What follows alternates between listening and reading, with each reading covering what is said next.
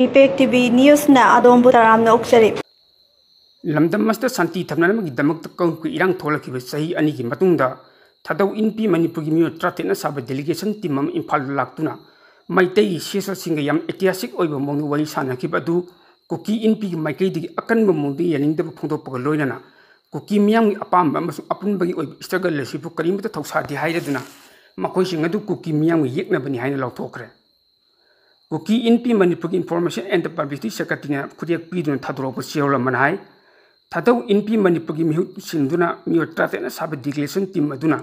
था असिगी तरुक इम्फाल चतुना तोंगान तोंगान मैतेगी सिविल सोसाइटी ऑर्गेनाइजेशन अदुना पीस टॉक चतकिबन कुकी इनपी मणिपुर असि थादौ ट्राइब सिंग अपुनब बॉडी अमा थादौ इनपी जनरल हेडक्वार्टर का पुन्य चमिनरिब लुक अमन मरम मदुना थादौ इनपी मणिपुर की थादौ ट्राइब सिंग ओइब मुसिन भाइबसी मरम चादे मरम मदुना लेजिस्टिमेट ओइरिबा कुकी लीडर सिंग ओइब अयाब याउदना कुकी मियाम की महूत सिलेबा थादौ इनपी मणिपुर नत्रगा कनागुम मयो खुदिमक कुकी मियाम की ओइब अपामबगी मयोक्ता लैबा अमसुंग कुकी कम्युनिटी सिंग चंगचिलेबा पुनब स्ट्रगल असिबु अनिंग अपामबसिबु करिमत थौसादब कुकी मियाम येकनबनि हाइना लौवे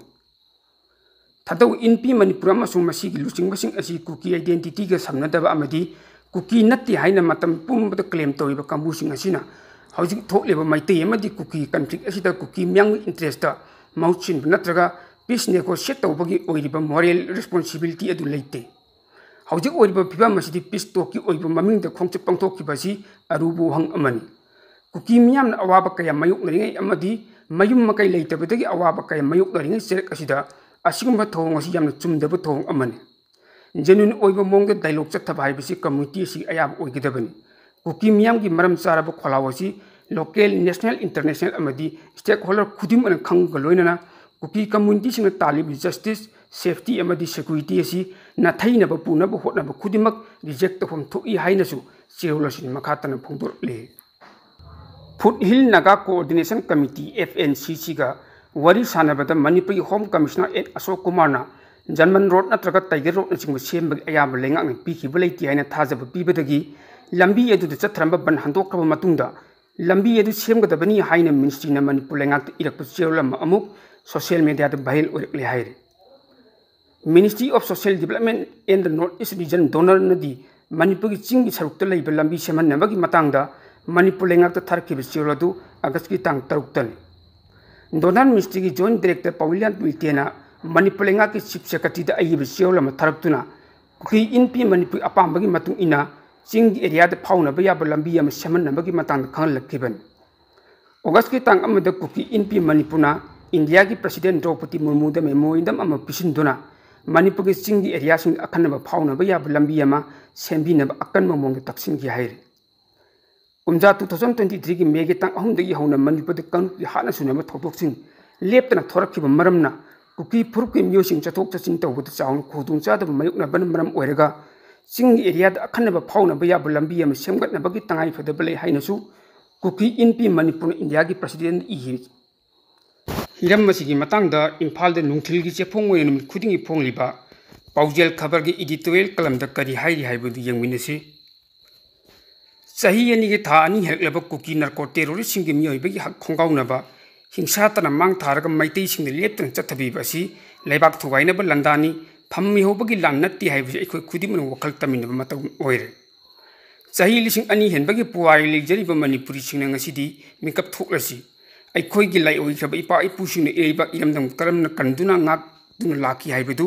ngasigi mirolsina hangat ningsingminaba yengsinba yamnamak maru oi haijaning ipa ipusiंग इरेबा इरमदम ngakpa kanbana thawaidagi hena lumna loduna yeknabasing chatrakiba langtheng kayada nokna thawai kathoklamkibani haibasi ngasigi mirolsina kawba yaro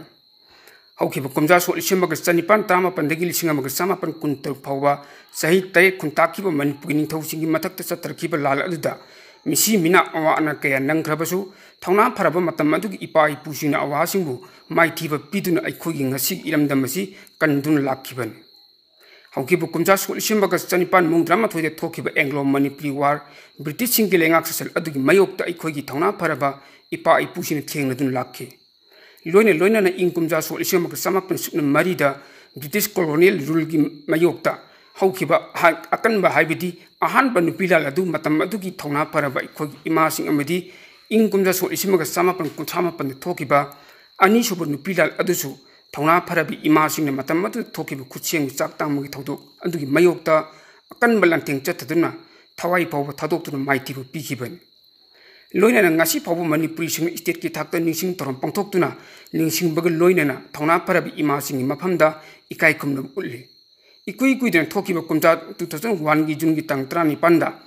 फावबु लमदम अदुगी मियामना हाइबदी सेंगना हाइबदे लमदम असिगी मियामना Bharat की लेंगाक अमसुंग एनएसएन IM अनी की मरक्ता चथगिबा peace talk की मरुमदा without territorial limit हाइ वफम असी यौसिलकपदगी यानिंगदब फोंदोक्तुना थौना फरब लमदम सिगी मपारी 19 थवाई कत्तुना माइतिबा पीखि नुमित असिबु ngasi फावबदा the great June uprising day unity day हाइदुना निंसिंग थोरम पंगथोक्तुना इकाई खुमनरी मणिपुर की हौखिबा थेंखांग कयादा इरमदम असिबु थवाइननबा चत्तरखिबा तोंगान तोंगान लालोंग कयादा थौना फरब लायोइखब इपा इपुसिंग अदुगी चादनौदा ओइरिबा अइखोइना थवाइना पंथा पिदुन लाखिबु ngakतने हौखिबा कुमजा लिसिंग अनिगे सुना कुलहुमदोइगी मेगी तंग अहुमदगी कुकी नार्को टेरोरिस्टसिंग चत्थलिबि हिंसा यावबा अकनबा लाल असिदा मियोइ 250 पुंसी मांगख्रे मियोइ लिसिंग हुमफु हेनबगी मयुम मकै मांग ताख्रे तोंगान तोंगान रिलीफ कैम्पसिंग द मियोइ लिसिंग हुमफु हेना चंगतफम लौबुत नतना मियो कया अमसु सोइनाइगुम लेरि अमदी मियो कया अमन ngasi फावबुत तोंगान तोंगान हॉस्पिटल सिंग अना लाइन चथरी ख्वाइदगी थमोइ सोकपु ओइना जिरिबाम डिस्ट्रिक्ट की बोरो बेक्रा की सब डिवीजन की मनुंग चना लेबा जाकुरा धेर द पिकलिबा अंगांग अहुम यावना नुपी तरुक यावना मियो तरुक तमथिना हाटखिबगी थौदोक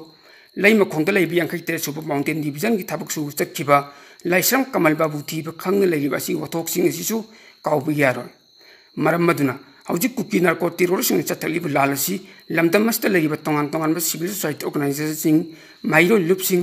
मैरा पाइबि लुपसिंग अमदी खोइरमबन कैथेल फम्बि इमासिंगना लांदा असि थेंगनबदा अमदी माइथिबा पिनबा होटनबदा पुन्न मयोल अमदा चंगसिनमिनबगी मतम ओइरे चथाइब लालसी यमदा मणिपुर से थवाई हाइब लानी लेबाक की फम्मी होबगी लान नत्ति हाइबसी अइखो पुनमन खमिनब मतम ओइरे ngasi masu world indigenous day thorom pangthoktuna lamdam masi khuntaminrebi yellow proof amatani haiba no hona ni sille haujuk thoklibi irang asi yellow proof sina punai thengnaminuduna mausa gi tangdu leitaba phibam hanjil halakna ba hotna bada punna thodang lominna bagi warep su lowri sahi ani ge thani jilklab lalasi losinna bagi hotna bagi mauta langak pairiba bjp gi mla sing marakta phammunna bagi hotugre atugo state asida president ru langak chathari Kuki narco टेरोरिस्टसिंग लालसी मरुओइबा हरपम मुन्ना थीरुबा मतमदा India लेंगा की खुद चाउनी यावी हाइबसी खंगफम थोए कुकी सिंग चथैबा लालसी की मरुमदा अवांग नोंपोक लमदमदा मनिंग मखा तंबगी लालौ चंगसिलिबा लालौ सिंग नमथनबा अरोनबम येंगामा इंडिया लेंगा चथरी हाइबसिसु चेनबि यारोइदु वफमने हौजे अवांग नोंपोक लमदमदा लैरिबा तोंगान तोंगान स्टेट सिंग सरुकसिंगदगी मचेत मचेत फक्तोलगा कुकी जोसिंग ओइबा जलेंगम हाइब लेबाक अम सेमनाबगी ओइथोकलरोइदबा मंगलाल अमगी मरुमदा तोंगान तोंगान मपा लेबाक सिंगी खुद याउन लंदा चंगसिलकपनी हाइबसी ngasidi इफोंग फोन खंगद्रबन मरम मदुना हौजि लमदम मसिदा लेरिबा सेसो सिंग माइयो लुपसिंग मैरा पाइब लुपसिंग कैथेल फम्बि इमासिंग याउना मरैबाक मरमदा नुसिजबा पुन्नमकना कुकी नार्को टेरोरिस्टसिंग चथलिबा लालसी माइथिबा पिनना अचेतबा फिरे लोमिनबा हाइबसी ngasi mamangda tari wafamne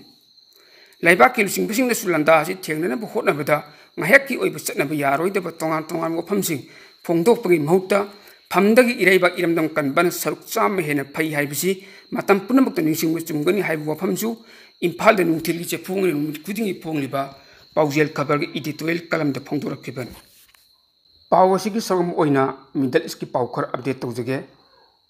Gaza Strip Israel mapung pan control tawna bagi damak ta hauji hauji chathariba military gi thong sing asi pakthok tawthuk na bagi plan ama Prime Minister Benjamin Netanyahu pukhlakhib adu Israel gi security cabinet ayaba pigre Palestine awang thang saukta samudra khongbal gi mile kun taruk sang maphamam oiriba Gaza Strip asi Israel military gi striking hauki ba thakuni thoirom asida yamna phibam sona akaya to nangdun leiban Gaza dalai ba Hamas military singa Benjamin Netanyahu lengak marakta ceasefire की worry सानखिब अदुसु था कयातिक वरोसिन प्रोपंगमदन लेई नकलनी न अमन अमबु ceasefire अमा जनवाई थाद यानखिब अदु थवाइने हाइदुना moral सिदुनु लक्ले international community दगी इजेल ceasefire यानब अम पुरखिब अकनब pressure प्लिकले pressure ꯑꯁꯤ ꯍꯟꯗꯛꯇ ꯍꯃꯥꯁꯅ ꯐꯥꯗꯨꯅ ꯊꯝꯂꯤꯕ ꯏꯖꯦꯜ ꯃꯆꯥ ꯑꯃꯒꯤ ꯚꯤꯗꯤꯑꯣ ꯐꯨꯇꯦꯖ ꯃꯤꯌꯥꯝꯗ ꯎꯍꯜꯂꯛꯈꯤꯕ ꯑꯗꯨꯗꯒꯤ ꯍꯦꯟꯖꯤꯜꯂꯛꯈꯤꯕꯅꯤ ꯕꯦꯟꯖꯥꯃꯤꯟ ꯅꯦꯇꯥꯟꯌꯥꯍꯨꯒꯤ ꯃꯥꯏꯀꯩꯗꯒꯤ ꯂꯥꯜ ꯑꯁꯤ ꯄꯥꯟꯗꯝ ꯑꯍꯨꯝꯒ ꯂꯣꯏꯅꯅ ꯆꯪꯁꯤꯜꯂꯛꯈꯤꯕꯅꯤ ꯍꯃꯥꯁꯄꯨ ꯃꯥꯏꯊꯤꯕ ꯄꯤꯕꯒ ꯂꯣꯏꯅꯅ ꯃꯈꯣꯏꯅ ꯐꯥꯖꯤꯟꯈꯤꯕ ꯃꯤꯑꯣꯏꯁꯤꯡ ꯂꯧꯊꯣꯛꯄ ꯑꯃꯗꯤ ꯒꯖꯥꯒꯤ ꯃꯥꯏꯀꯩꯗꯒꯤ ꯃꯈꯥ ꯇꯥꯅ ꯏꯖꯦꯜꯗ ꯊ꯭ꯔꯦꯠ ꯄꯤꯕ ꯉꯝꯗꯅꯕ ꯍꯣꯠꯅꯕ ꯑꯁꯤꯅꯤ ꯃꯔꯛ ꯑꯁꯤꯗ ꯏꯖꯦꯜ ꯗꯤꯐꯦꯟꯁ ꯐꯣꯔꯁꯀꯤ ꯂꯨꯆꯤꯡꯕꯁꯤꯡꯅ ꯒꯖꯥꯕꯨ ꯄꯨꯝꯂꯧ ꯂꯧꯁꯤꯟꯕꯒꯤ ꯏꯖꯦꯜ ꯂꯩꯉꯥꯛꯀꯤ ꯈꯣꯡꯊꯥꯡ ꯑꯗꯨꯒꯤ ꯃꯥꯌꯣꯛꯇ ꯌꯥꯅꯤꯡꯗꯕ ꯐꯣꯡꯗꯣꯛꯄ ꯂꯩꯈꯤ ꯍꯧꯖꯤꯛ ꯍꯧꯖꯤꯛ ꯏꯖꯦꯜꯅ ꯒꯖꯥꯗ ꯆꯥꯗ 75ꯒꯤ ꯁꯔꯨꯛ ꯀꯟꯇ꯭ꯔꯣꯜ ꯇꯧꯗꯨꯅ ꯂꯩꯔꯤ ꯍꯥꯏꯔꯤꯕ ꯃꯗꯨꯗ ꯃꯐꯝ ꯑꯗꯨꯒꯤ ꯃꯤꯑꯣꯏ ꯂꯥꯈ 22 ꯔꯣꯝ ꯑꯁꯤ ꯃꯌꯨꯝ ꯃꯀꯩ ꯍꯟꯖꯤꯟꯕ ꯉꯝꯗꯗꯨꯅ ꯊꯥꯗꯣꯛꯇꯨꯅ ꯂꯩꯐꯝ ꯈꯪꯗꯅ ꯂꯩꯔꯤꯕꯅꯤ ꯀꯦꯕꯤꯅꯦꯠꯅ ꯑꯌꯥꯕ ꯄꯤꯈ꯭ꯔꯕ ꯄ꯭ꯂꯥꯟ ꯑꯗꯨ ꯕꯦꯟꯖꯥꯃꯤꯟ ꯅꯦꯇꯥꯟꯌꯥꯍꯨꯅ ꯄꯥꯏꯈꯠꯂꯛꯀꯗꯧꯔꯤꯕꯅꯤ ꯍꯥꯏꯅꯁꯨ ꯄꯥꯎ ꯑꯁꯤ ꯃꯈꯥ ꯇꯥꯔꯤ ꯄꯥꯎ ꯑꯁꯤꯒ ꯃꯔꯤ ꯂꯩꯅꯕ ꯑꯃꯅ इजरायलकी प्राइम मिनिस्टर बेंजामिन नेतन्याहुना गजा पुम लौसिल्लगनी हाइना हेक फोंदोरखिबगा हमास की माइकेदगी इजरायलकी फादुना थमलिब लानफा पुनम हातलगनी हाइना लौथोरक्रे हाइ गजा पुम इजरायलना लौसिनबा हाइबसी लनमी लिसिंग कया इजरायलद मथौ तागनी लोइनना हमासना कंट्रोल तौरिबा गजागी लमचादा 15दा लांदाबा मथौ तागनी सु हाइरि पनबा याबदी इजरायलना गजागी लमचादा 105 कंट्रोल तौदुन लैख्रबनी करिगुम हमासना लालसी लेपनबा पामलगदी कंडीशन मंगाद लान लोसिन यागनी हाइने इजेना फोंदोखरे लान लोसिन सी हाइरबदी हमासना खुलाई अमदी फादन थमलिब लान फासिंग थादोकदबनी लोइनना गजाद मियांग लेंगाक लेगदबनी हाइरि गजा मपुंग फाना इजेना लोसिनगनी हाइरि बसी अरानमा थोंगनी हाइना ब्रिटिश पीएम क्रिस्टियन मन यालिंदब फोंदोखरे हाइनसु पाउगी सोर्ससिन मखातारे नकल अमरोमदा इजरायल की लनमीसिंग चतखिबा एयर स्ट्राइक त लेबानन लमी तरुक सिखिबग लोइनना मियो 10 रोम चाउ असु अपनंगरे हाइरि लेबानन की नेशनल न्यूज एजेंसी की रिपोर्ट मतुंग इना इजरायल की मिलिटरी सिंग चतखिबा ड्रोन अटैक अदु लेबानन की मिचम तरुक सिखि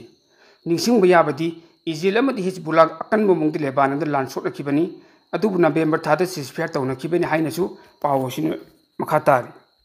अतोप पावमना अमेरिका की प्रेसिडेंट डोनाल्ड ट्रम्प टेरिफ चादी 50 थमजिलपदगी येकनब चाइना फाउब इंडिया की मिचंग अकीब लेतन चोंथोरक्रे चाइना की फॉरेन मिनिस्ट्री की स्पेक पर्सन गो जेकुन्ना तारिपु खोलायोनि सिनरे हाइनसु डोनाल्ड ट्रम्प चाउन मराल सिक्रे हाइरि चाइना की गवर्नमेंट मीडिया की खुथांग गुड जेकुन्ना रशिया की थाउ लई हाइबगी दमक्त इंडिया द टेरिफ चादी 50 थमजिन हाइबसी अमेरिका की अचौ असोइबा अमनि हाइनसु फोंदोरखिबन पनबयाबदी डोनाल्ड ट्रम्प चाइना टेरिफ चाउन थमगनी हाइन अकी खंग पीदुन लाख्रबसु ngasi फाउबगी ओइनदि चाइना टेरिफ थंब लेत्रि अमरोमदा डोनाल्ड ट्रम्प इंडिया टेरिफ चादी 50 थमजिलख्रबसु बांग्लादेश अमदि पाकिस्तान ददि सुपनगी टेरिफ चाद 10 खक थमलखिबन डोनाल्ड ट्रम्प थोंगसिन मरम ओइरगा इंडिया अमदि अमेरिका लेबा अंदि मरक्त सही 15 की मथक्त लेरकपा अफबा मरी सिंग अदु मांगखिबि याना लेरि हाइ हाइबा डोनाल्ड ट्रम्प थमजिलखिबा टेरिफ सिंगी मतंगदा इंडिया टेरिफ चाद 50 ब्राजील टेरिफ चाद 50 चाइना टेरिफ चाद 50 कैनेडा टेरिफ चाद 55 पाकिस्तान टेरिफ चाद 10 बांग्लादेश टेरिफ चाद 10 वियतनाम टेरिफ चाद 10 मेक्सिको टेरिफ चाद 15 हौजिक फाउबगी ओइना डोनाल्ड ट्रम्पना मालेमगी लेबाक मौदारोमदा खेतनब मोंग तोंगान तोंगान टेरिफ कया थमजिनग्रे हाइनसु पावसिन मखातारि